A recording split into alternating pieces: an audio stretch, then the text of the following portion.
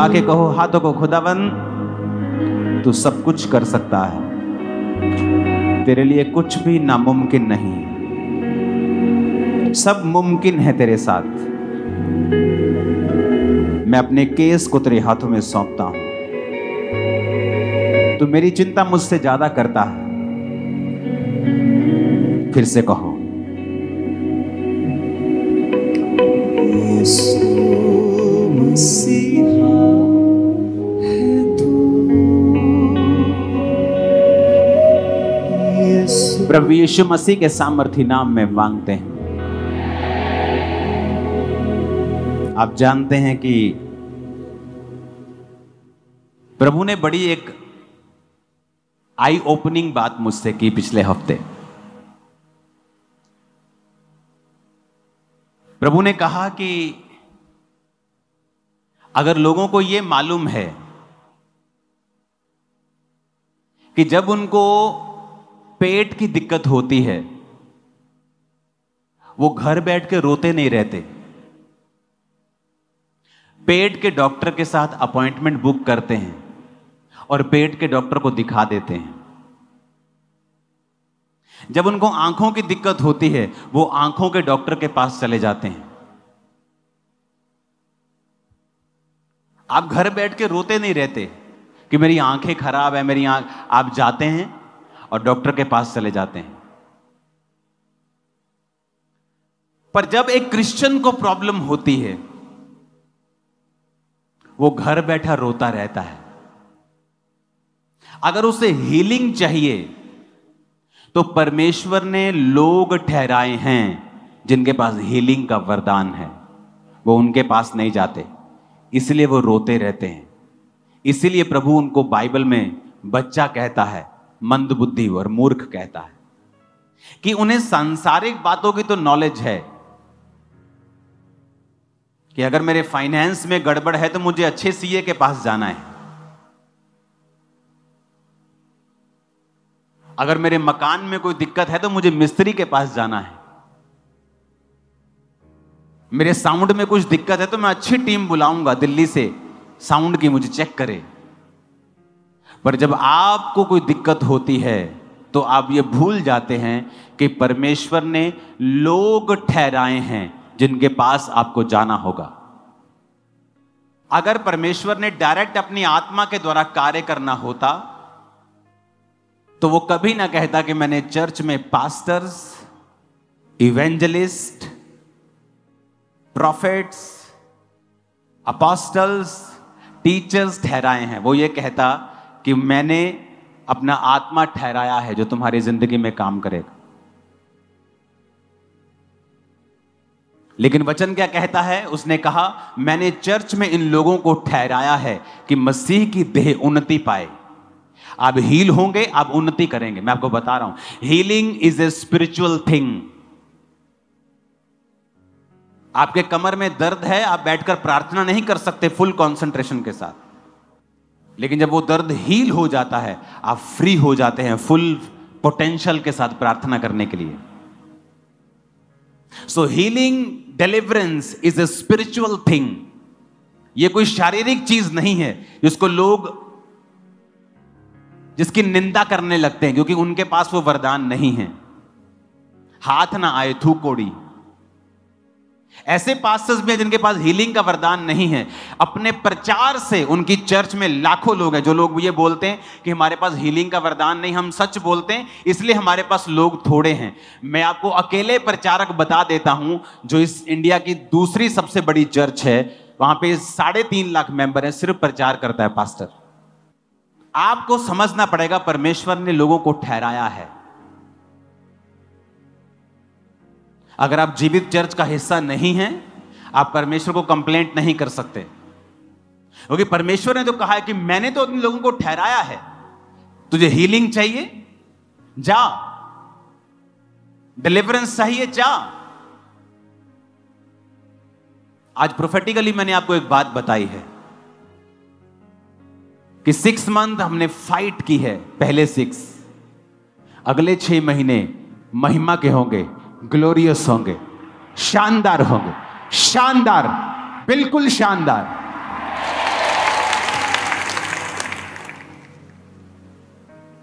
लोगों को लगता है शायद फेसबुक से नाम पढ़ के प्रोफेसी करना प्रोफेसी है, वो प्रोफेसी नहीं है।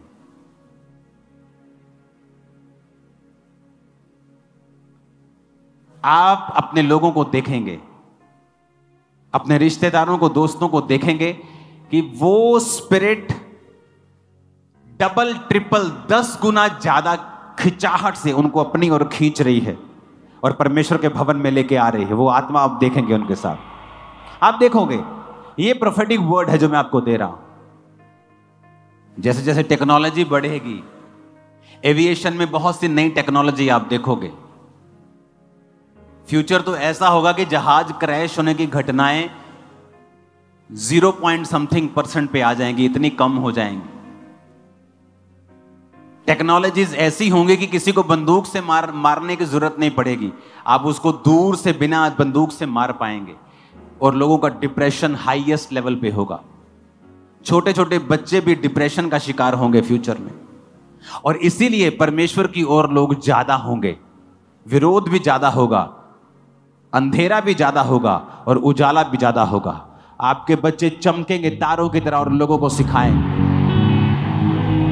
और ये ज्यादा टाइम नहीं लगेगा, मैं आपको बता रहा हूं। सडनली कुछ दिनों में, कुछ महीनों में ही टेक्नोलॉजीज उस लेवल पे चले जाएंगी कि जो लोग परमेश्वर में नहीं होंगे वो डिप्रेशन का शिकार हो जाएंगे। क्योंकि आज अगर उसको सेफ्टी चाहिए, वो अपने घर में जा सकता है, अपनी बख्तरबंद गाड़ी में जा सकता है, लेकिन फ्यूचर में ये भी चीजें सेफ नहीं होंगी। गारंटी सिर्फ उसी की होगी जो यीशु के लहू में छुपा हुआ है। तो लोग ज्यादा जरूरत समझेंगे परमेश्वर में आने की। जिस तरह कोविड के बाद हुआ, लोगों को ज्यादा महसूस हुआ कि हमें परमेश्वर के करीब रहना है। तो आप अगर घर में बैठे कंप्लेंट कर रहे हैं तो गलती परमेश्वर की नहीं है। आपको हीलिंग चाहिए, डिलीवरेंस चाहिए, प्रोफेटिक आपको विजन चाहिए, परमेश्वर क्या चाहता है, आप जीवित चर्च में आए और सुने फिर परमेश्वर क्या चाहता है। मेरे 21 साल परमेश्वर में पूरे हो जाएंगे।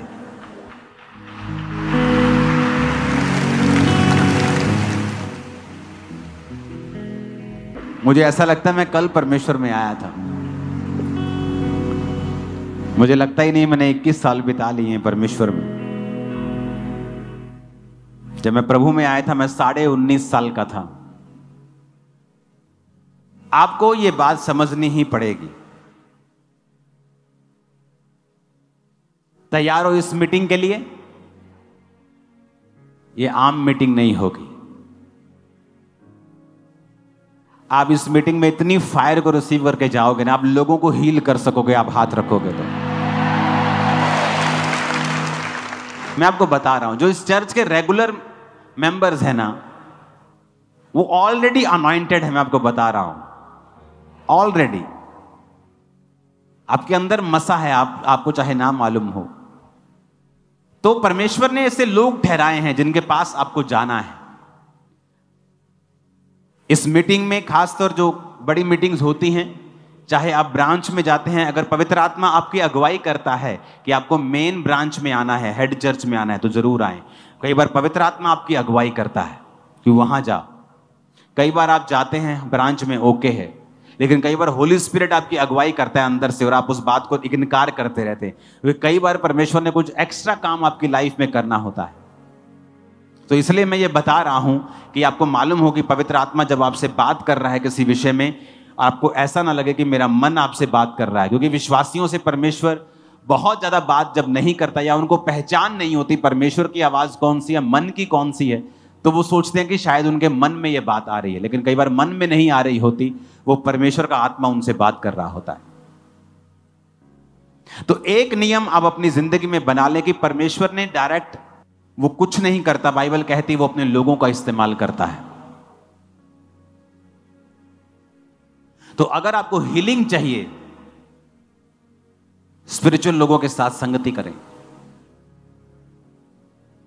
उस चर्च का हिस्सा बने जहां हीलिंग पावर अवेलेबल है।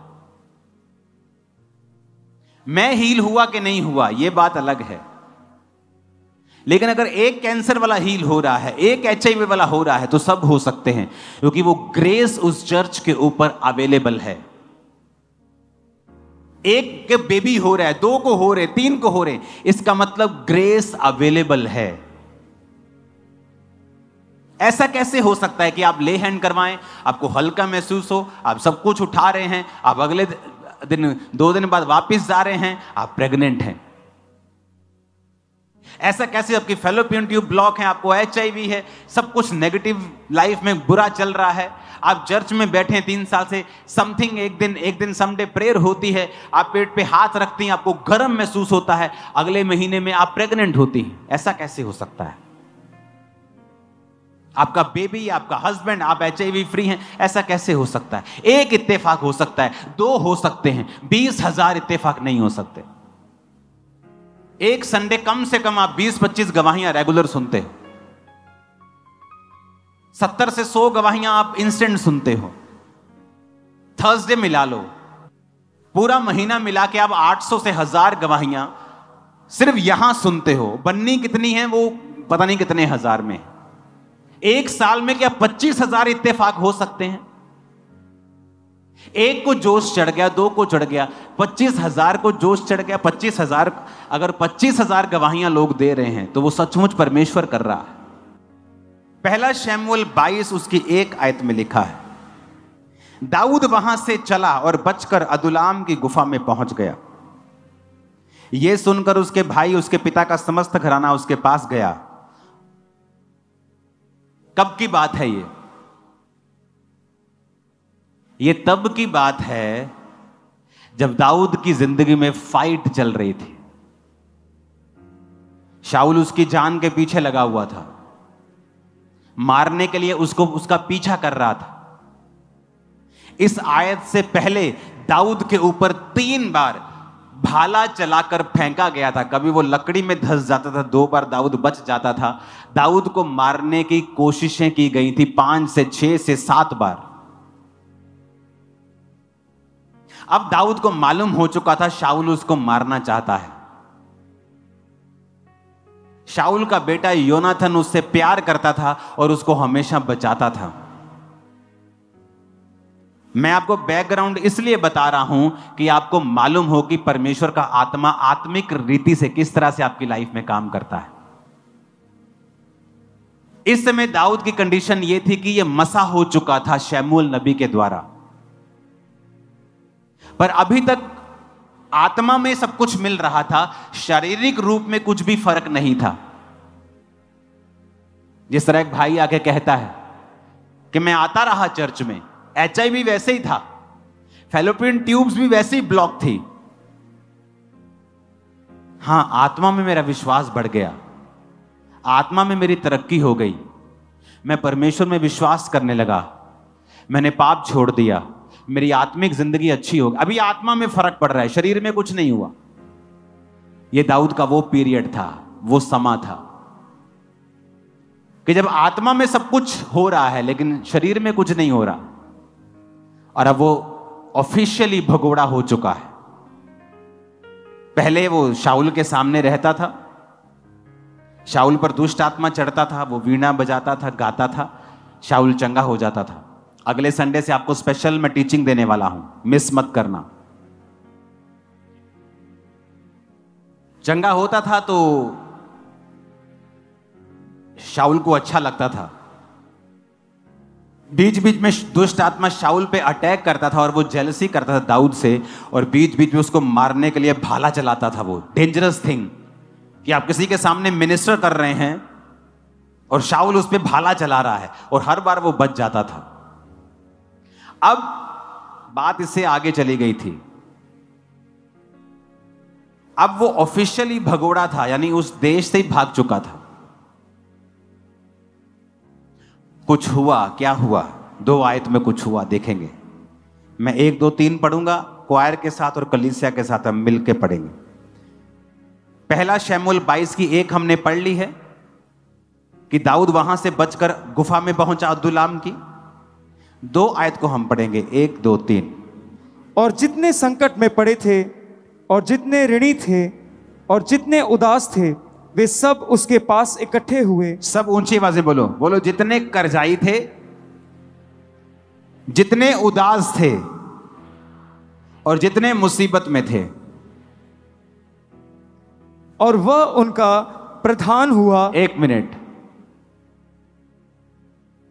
दाऊद के पास कौन लोग आए? जितने संकट में थे, दूसरे करजाई, तीसरे उदास। क्या कलीसिया मिली है दाऊद को, हैं? कि जितने मुसीबत के मारे, जितने संकट के मारे, जितने करजाई, सब दाऊद के पास चले गए।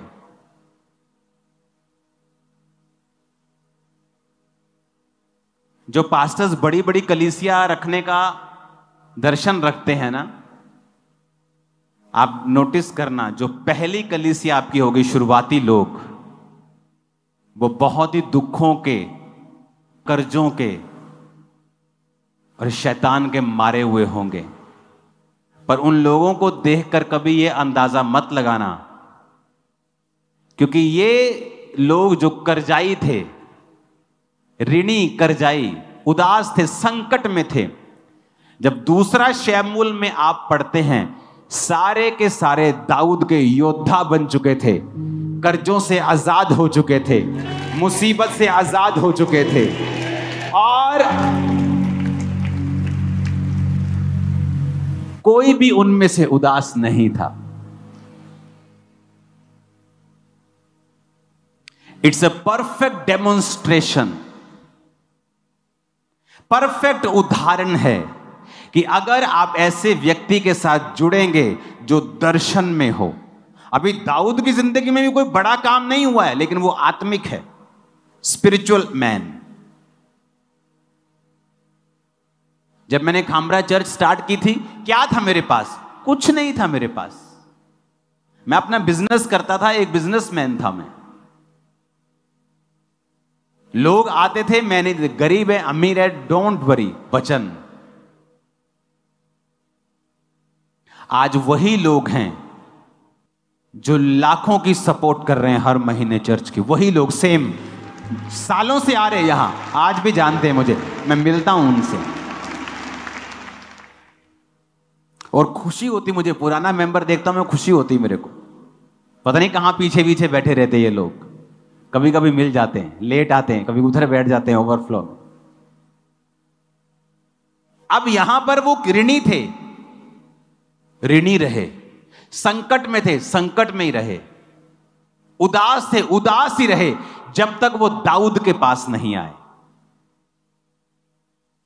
क्या वो परमेश्वर को नहीं मानते थे? मानते थे। क्या वो प्रभु से प्यार नहीं करते होंगे? करते होंगे। लेकिन फिर ऐसा क्यों था? क्योंकि बाइबल कहती है, मैं तुम्हारे लिए अपने मन के अनुसार चरवाहे ठहराऊंगा जो तुम्हारी चरवाही करेंगे। आज आपकी स्पिरिचुअल लाइफ आप देखेंगे ना, आप मोटे हो चुके हैं, तगड़े हो चुके हैं अपनी स्पिरिचुअल लाइफ।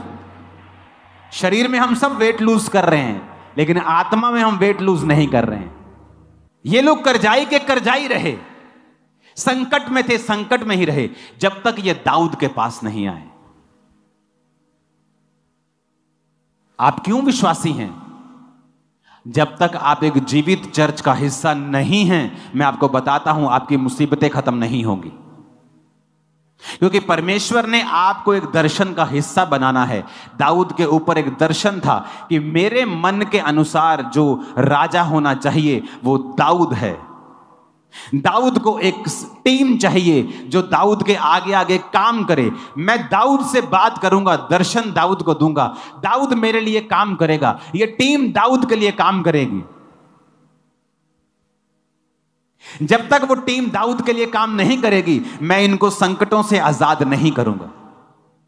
मैं आपको सैकड़ों लोग बता सकता हूं जो एक समय सेवा में थे और भाग गए, आज मुसीबतों में हैं, और मुसीबतें छोटी नहीं है उनकी लाइफ में, और उन्हें लगता है ले हैंड से या एक मैसेज से या सॉरी मांगने से हमारी मुसीबतें खत्म हो जाएंगी। नहीं होंगी, क्योंकि परमेश्वर ने एक दर्शन दिया है। दाऊद को एक दर्शन दिया था कि दाऊद, मैं तुझे राजा बनाऊंगा क्योंकि तू मेरे मन के अनुसार चलने वाला है, तू मेरी प्रजा को आगे लेके जाएगा, ये मेरा दर्शन है। जितने लोग तेरा दर्शन में साथ देंगे, उनकी सारी पर्सनल मुसीबतों को मैं उनकी जिंदगियों से दूर करूंगा, क्योंकि मैं तेरे संग हूं उस दर्शन के कारण जो मेरा तेरे सिर के ऊपर है। अगर ये कर्जाई रोते रहते तो रोते रहते, संकट में रहते तो संकट में रहते। उन्होंने फैसला किया हम दर्शन के साथ जुड़ेंगे। एक अविश्वासी को पता है संगति रंगति को लेके आती है, अच्छी संगत अच्छी रंगत अविश्वासी को पता है। लेकिन एक विश्वासी कौन सी जगह जा रहा है जो उसके घर के नजदीक है, उसको किराया नहीं भरना। यहां थे इंडिया में 20,000 की नौकरी के लिए 1 घंटा जाते थे बस में, 1 घंटे से वापिस आते थे, हर संडे चर्च में होते थे। फॉरेन में चले गए, शनिवार भी काम करते, संडे भी काम करते हैं। और अगर बोलो ब्रांच जाते हो, नहीं, very far from my house पापा जी, साढ़े को 2 घंटे दूर है ब्रांच। 2 घंटे कैसे? पैदल नहीं, गाड़ी में 2 घंटे सिर्फ। और तुम फॉरेन में हो, अच्छा कमा रहे हो, और 2 घंटे तुम ब्रांच नहीं जा सकते, गाड़ी में तुम्हें 2 घंटे ज्यादा लगते हैं। तुमने अपने आप को इतना सोल कर लिया, इतना तुमने अपने आप को कूड़ा, इतना अपने आप को मुलायम कर लिया कि तुम शैतान के लिए ओपन हो गए कि वो तुम्हें मारे। और तुम भूल गए कि एक विश्वासी को एक जीवित चर्च जहां पर रूहें बच रही हो, उसका हिस्सा 100% होना ही चाहिए। एक विश्वासी सेल्फिश नहीं हो सकता। जिथे सेल्फ रिस्पेक्ट नहीं हैगी, मैं उथे नहीं जाऊंगा। जहां प्रभु ने तुम्हें चुना है, तुम्हारी 10 बार भी बेइज्जती हो, वहीं रहो, क्योंकि वही तुम्हें प्रभु इज्जत भी देगा। तुम सेल्फिश हो, फुल ऑफ योर सेल्फ, अपने आप से भरे हुए हो तुम, कि तुम्हें कोई कुछ कह दे तुम्हें चुभता है, क्योंकि तुम अभी तक मरे नहीं हो। तुमने अब तक अपना क्रूस नहीं उठाया है, अपने आप का इनकार नहीं किया है। मैं आपको गारंटी के साथ कह सकता हूं, जितनी बेइज्जती मेरी हुई है, मेरे मेंटर्स के द्वारा किसी की नहीं हुई होगी। इतना सिखाते थे मुझको वो, और मैंने कभी भी उस चीज का गुस्सा नहीं किया था।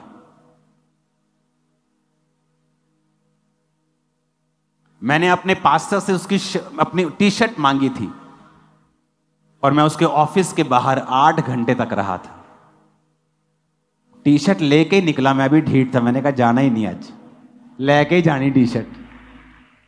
जब तुम अपने आप में मरे ही नहीं हो, तुम्हें किसी वॉलंटियर ने कुछ कह दिया, तुम अपने आप से इतने भरे हुए हो, तुम प्रभु का स्पर्श नहीं ले सकते। जीवित चर्च का हिस्सा बनना आसान भी नहीं है, आपको एफर्ट्स लगाने पड़ते हैं, चैलेंजेस का सामना करना पड़ता है।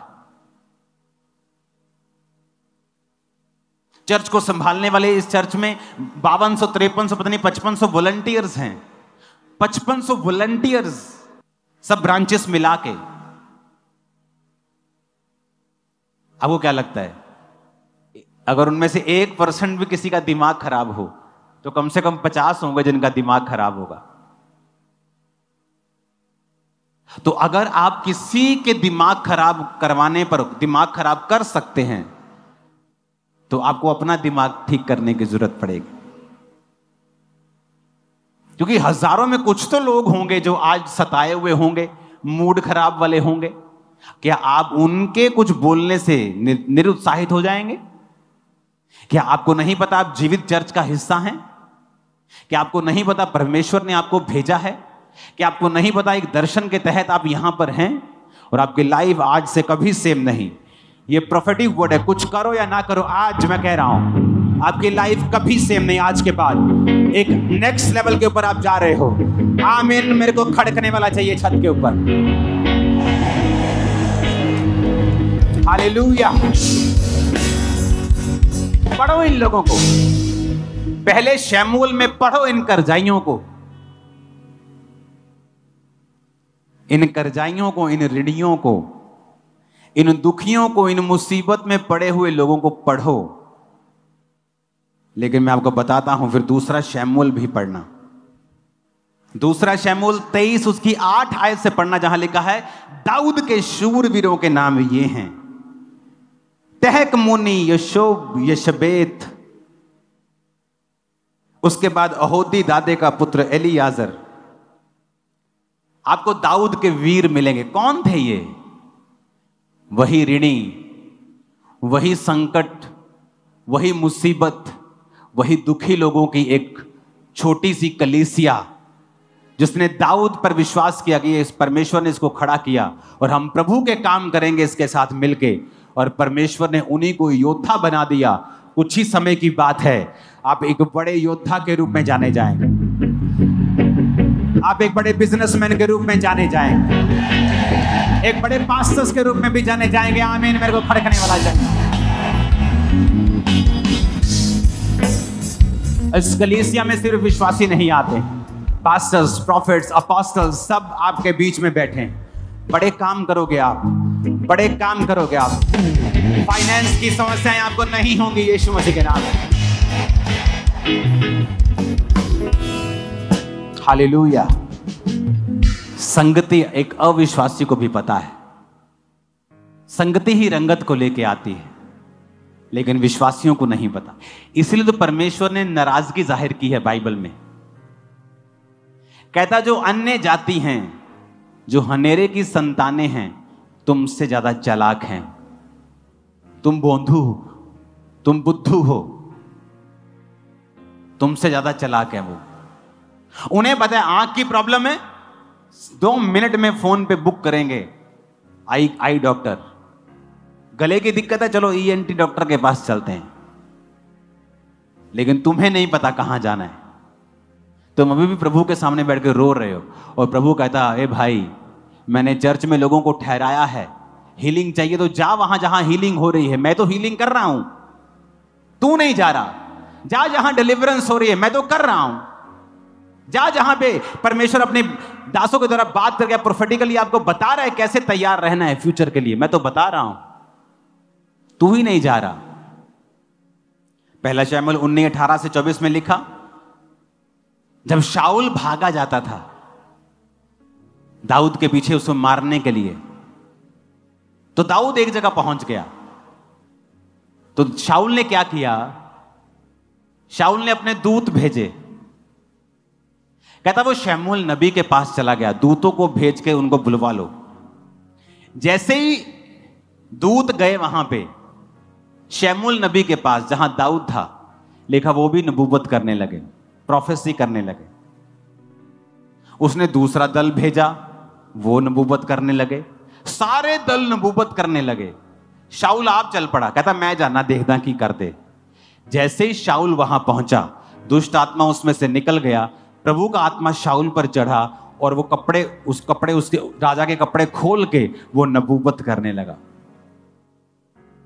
संगति शमूएल की अराउंड इतना मसा था कि आम व्यक्ति भी उस मसे में प्रोफेसी करने लगता था। इतनी अनॉइंटिंग थी उसकी लाइफ में। मैं आपको यह सच कह रहा हूं, प्रभु की आत्मा से अगर आप लंबे समय से चर्च को अटेंड कर रहे हैं, आप हाथ रखेंगे रोगी चंगे हो जाएंगे। आप करके देख लो, वचन कहता है तो रोगियों पे हाथ रखा रोगी चंगे हो जाए। किन को कहता है? जो विश्वासी हैं। इसलिए नहीं कि आप इसी चर्च के मेंबर, मैं इसलिए कह रहा हूं कि मुझे इस बात का यकीन हो जाए, अगर आप एक जीवित चर्च का हिस्सा है तो आपने इतने महीने इतने साल वचन सुन लिया है, आपने पाप के बारे में आपको मालूम है, आप उससे दूर होंगे, आप प्रार्थना करने वाले होंगे। इसलिए मैं आपसे कह रहा हूं, आप रोगियों पे हाथ रखेंगे चंगे हो जाएं, क्योंकि आप ऐसी संगति में हैं। जाओ अपने मुसीबत से भरे हुए दोस्त से बात करो, तुम 3 बार उससे मिल लो, उसकी जिंदगी बदल जाएगी, मैं आपको दावा करता हूं। जाओ अपने ऐसे रिश्तेदार से मिल लो जो दुखी है, 4थी मीटिंग में उसके जीवन में काम ना हुआ तो मेरे को बोलना। तुम्हारे अंदर प्रभु का आत्मा है, मसा है। वचन अकेला नहीं काम करता, पवित्र आत्मा का अभिषेक और उसकी प्रेजेंस जब होती है, तुम वचन बोलते हो, वो छेदती है अगले व्यक्ति को, वो जल्दी कन्विंस होता है। पुराने समय में काउंसलिंग्स होती थी लोगों की, ये नहीं जो आप आते हो काउंसलिंग ले, वो अलग काउंसलिंग, फेथ काउंसलिंग। उनको यीशु मसीह के बारे में सिखाया जाता, बड़ी काउंसलिंग्स होती थी कि वो विश्वास में आ जाए। जब मसा उतरा चर्च के ऊपर और रोगी चंगे होने लगे, फेथ के लिए किसी काउंसलिंग की जरूरत नहीं। यहां बैठे बच्चे को भी पता है यीशु मसीह जीवित परमेश्वर है, गवाहियां बताती हैं वो जीवित परमेश्वर है। वो भी दल नबूवत करने लगे। शाऊल ने सोचा होगा अच्छा लगता है स्पिरिचुअल आदमियों को भेज दिया है, और दूसरे बंदे भेज, कड़क दे जरा। वो कड़क आदमी भेजे, प्रोफेसी करने लगे। तीसरे भेजे, प्रोफेसी करने लगे। शाऊल खुद गया, प्रोफेसी करने लगा। वो ऑरा, वो एटमॉस्फेयर। आप परफ्यूम की दुकान पे काम करते हैं ना, परफ्यूम मत लगाओ, शाम को वहां से निकलोगे तुम खुद परफ्यूम, तुमसे स्मेल आएगी। कभी किसी को दिखाया है, कभी किसी को दिखाया, सारे दिन में वो तुम पे भी चढ़ गया है। अनॉइंटेड संगतियां करने से चाहे तुम पर हाथ ना रखा जाए और स्पेशल परफ्यूम ना लगाया जाए, पर तुम परफ्यूम से महक रहे हो, यह बात पक्की है। यूज करो इसे जब जरूरत हो, डरो मत। मैं नहीं कहता हर एक जन पे ले हैंड कर दो, तो पवित्र आत्मा से पूछो, सब पे ना मत करो, सबको मना मत करो, सबको हां मत करो। आप लोग, कुछ व्यक्ति आपको टेम्प्ट करते हैं जानबूझ के, शराब पी रहे होंगे, उनको ले हैंड से कोई मतलब नहीं, वैसे बोलेंगे प्रार्थना कर दो मुझ पे, ऐसे ही, वो अलग इशू है। पर आप में मसा है, ये 100% करेक्ट है, क्योंकि आप उस दर्शन का हिस्सा है जहां परमेश्वर वैसे ही कार्य कर रहा है। अपने पड़ोसी को बोलो, ऐसी संगति में जा जैसी रंगती, जैसी रंगत तू देखना चाहता है। आमीन, आमीन। कितने समझ रहे हैं इन बातों को? इंपॉर्टेंट है आपके दूसरे लोगों को भी यह वचन देना। आपके फेलो क्रिश्चियंस जो आपके साथ काम कर रहे हैं, आपकी सेम प्लेस के ऊपर, उन्हें बताएं कि क्यों जरूरी है एक दर्शन के साथ जुड़ना। वो पास्टर जो आज दुनिया का सबसे बड़ा स्टेडियम बना रहा है, दुनिया का सबसे बड़ा स्टेडियम आज से कुछ महीने बाद एक चर्च होगी। दुनिया के सबसे गरीब देश में दुनिया का सबसे शानदार स्टेडियम एक चर्च बना रही है कि नहीं? यह परमेश्वर के हाथ का काम। गुजरात का स्टेडियम, प्योंगयांग का, नॉर्थ कोरिया का, दूसरे सारे स्टेडियम उससे आधे होंगे। जब चर्च बन रहा होता है अनाउंसमेंट भी नहीं करते, वो इस लेवल पे पहुंच गए। अगर अनाउंसमेंट करनी हमें 3000 करोड़ की जरूरत है, एक अनाउंसमेंट हुई 3000 लोग आ जाएंगे अपने आप। तो किसी ने पूछा कि ऐसा कैसे कि आपके लोग इतने खुले हैं? आपको अमीर लोग दिए परमेश्वर ने? कहता नहीं, जब मैंने चर्च शुरू की सबसे गरीब, सबसे मरे हुए लोग मेरे पास आए थे और मैंने उन्हें सिखाया है हेल्प करनी है। कहते आपने हेल्प करना? मैंने कहा हाँ, टाइथ बोना सिखाया है, देना सिखाया है। आज वही लोग थे जो कर्जाई थे, गरीब थे, आज वही लोग इस चर्च को बना रहे हैं और वही लोग अमीर हो चुके, ब्लेस हो चुके।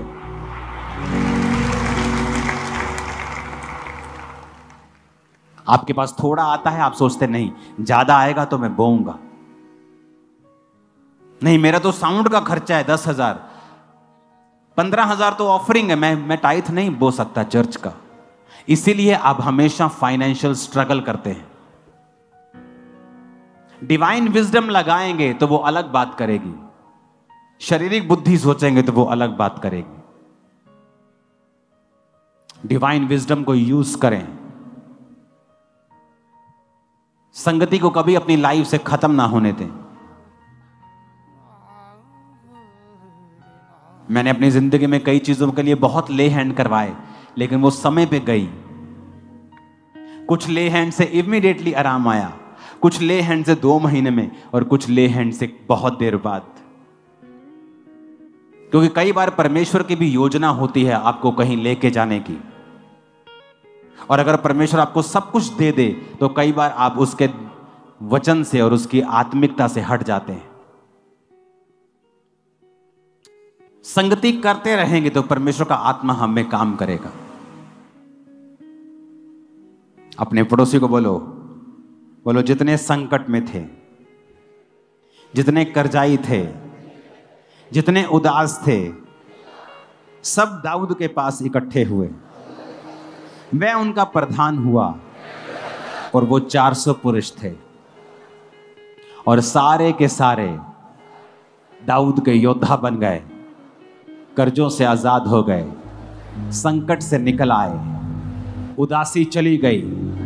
अपने हाथों को उठाओ, भविष्यवाणी करता हूं आपकी उदासी चली जाएगी, कर्जा चला जाएगा, मुसीबतों से तुम आजाद हो जाओगे। आमीन। 7 बार ये आशीष आपकी।